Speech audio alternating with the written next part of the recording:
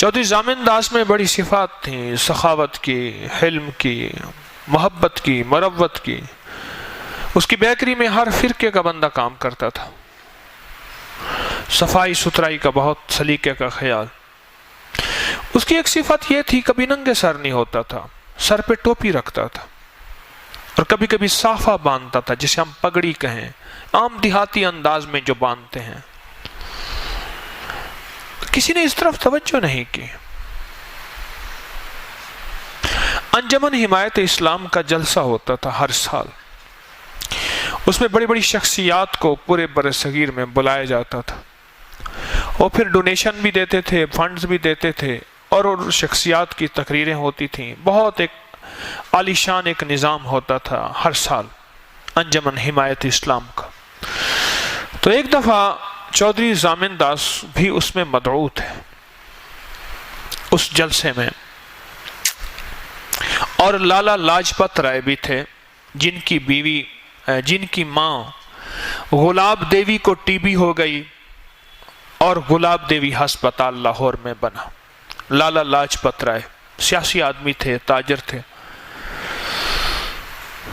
تو چودھری ضامن داس جب اس جلسے میں آیا، بیٹھا،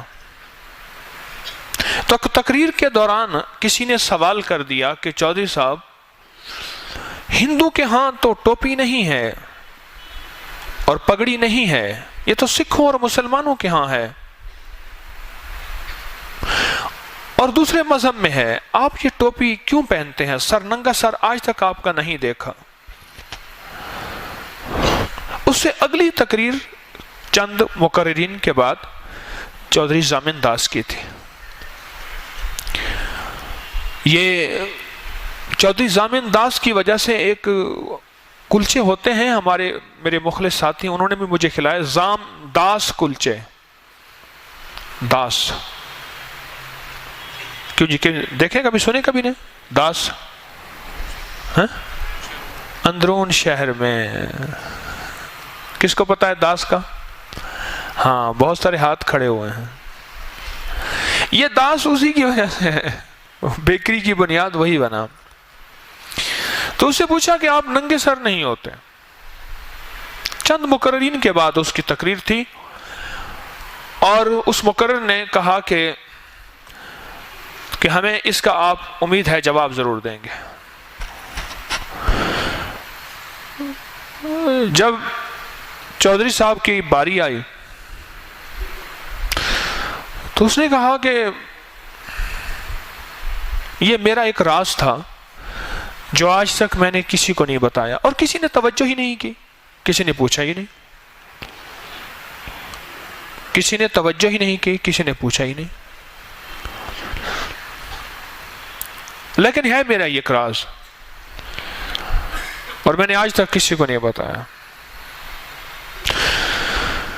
کہنے لگے کہ میں الہ آباد میں تھا، الہ آباد میں، انڈیا میں شہر ہے الہ آباد، اور میں اس وقت پکوڑے بیچتا تھا۔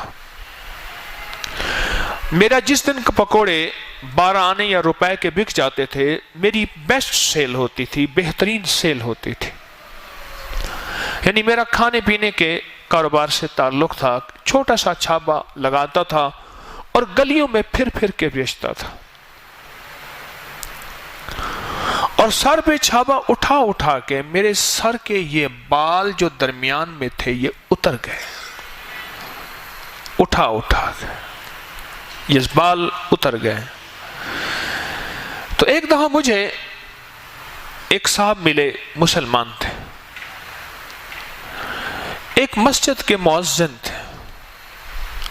اس مسجد کے باہر بیٹھ کے میں پکوڑے بیچتا تھا کہ اس میں نمازی زیادہ ہوتے تھے، اس مسجد کے ساتھ سکول بھی تھا، ہسپتال بھی تھی، کچھ ایسے ادارے تھے جس میں لوگ نمازی وہاں آتے تھے، جس کی وجہ سے میرے پکوڑے اچھے بک جاتے تھے۔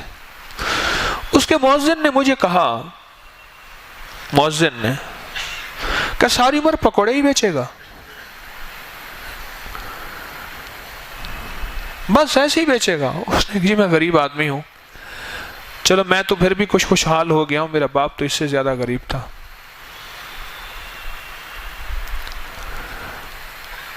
تو اس نے کہا پکوڑے بیچنے ہیں یا مالدار بننا ہے؟ تجھے ایسا نسخہ بتاتا ہوں، تیرا گنج بھی چھپ جائے گا تو مالدار بھی بن جائے گا۔ کہہ رہا حضور نے مجھے ایسے انداز سے کہا کہ ان کی بات میں کوئی اثر تھا۔ پہلے تو مجھے محسوس ہوا کہ شاید یہ مجھ پہ ٹانٹ کر رہے کہ میرے گنج کی۔ میں نے ان سے کہا جی میرا گنج نہیں تھا، یہ تو چھاپا اٹھا اٹھا کے مزدوری کر کر گئے، میرے سر کے بال ہی اڑ گئے۔ اس نے کہا میں یہ نہیں کہہ رہا، بہرحال تجھے میں بتا رہا ہوں اگر پکوڑوں سے نکلنا ہے تو تجھے میں ایک چیز بتاتا ہوں تو وہ کر لے۔ تو جی بتائیں مجھے۔ کہا کبھی ننگے سر نہ رہا کر، تو مالدار ہو جائے گا، تو مالدار ہو جائے گا۔ اور پھر اس نے مؤذن نے کہا کسی بھی مذہب میں ننگے سر نہیں ہے، کسی بھی مذہب۔ کہنے لگے میں اس کے بعد میں نے سر کو ڈھانکنا شروع کر دیا، وہی میرے پکوڑے، وہی میری زندگی کی صبح شام، غربت، تنگ دستی۔ اور غربت تو اس دور میں عمومی چیز تھی، اتنا پیسہ لوگوں کے پاس تھا ہی نہیں۔ تقریباً 70 کے بعد لوگوں کے پاس، 1970 کے بعد لوگوں کے پاس پیسوں کی فراوانی آئی ہے۔ ایک دفعہ یہ ہوا کہ میں پکوڑے لے کے جا رہا تھا تو ایک دکان تھی حلوائی کی، میں اس دکان کے آگے سے گزرا تو اس نے مجھے بلایا، وہ مجھے جانتا تھا، ضامن چودھری اس وقت نام، وہ تو چودھری مالدار بننے کے بعد لگا نا ساتھ، چودھری مالدار بننے کے بعد لگا۔ وہ کہنے لگے ضامن ادھر آ، ضامن کو بلایا، کہنے لگے میں یہ دکان بیچنا چاہتا ہوں، بس سب کچھ سمیت، میرا بیٹا چلا گیا ہے الہ آباد سے، وہ الہ آباد کی بات تھی، کلکتہ چلا گیا، میں بیچنا چاہتا ہوں، تو لے گا؟ اس نے میں چھابی والا، کہہ رہا میں چاہتا ہوں تو لے لے، وہ مجھے تو اچھا لگتا ہے اور میں تجھے رعایت بھی دوں گا، جتنے پیسے تیرے پاس جمع ہے نا لے آ میرے پاس، یہ دکان چلتا کاروبار سب کچھ میں تجھے دیتا ہوں۔ نصیب اور مقدر کا نظام اب سنور رہا ہے، سر کا ڈھکنا اپنا اثر دکھا رہا ہے۔ میں نے کہا جی میرے پاس تو اس وقت 100 اتنے روپے ہیں جو میری ساری زندگی کی پوچھی ہیں، وہ بھی میں اگر بیوی کے زیور چھوٹا سا میرا ایک اس کی چوڑی نہیں، وہ انگوٹھی ہے، چھلا ہے، یہ کر کرا کے اتنے ہیں۔ کہہ رہے ٹھیک ہے کوئی بات نہیں، آہستہ آہستہ کر کے اتار دینا، پر جتنے پیسے لے آ میرے پاس۔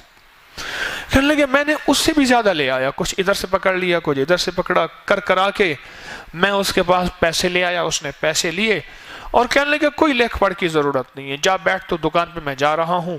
اس نے اٹھایا اور گیا، برتن، مٹھائی، ساتھ دکان کے پیچھے کارخانہ، ہر چیز سمیت مجھے دے کے چلا گیا اور میں راتوں رات ایک دکان، ایک کارخانے اور ایک حلوائی کی دکان کا مالک بن گیا۔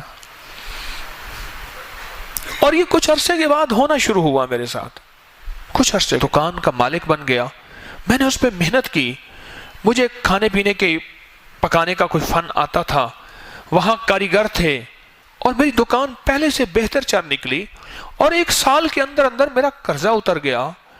اور میں نے کہا کہ واقعی سر ڈھانکنے سے تو کوئی فائدہ ہوتا ہے، کیا کمال ہے۔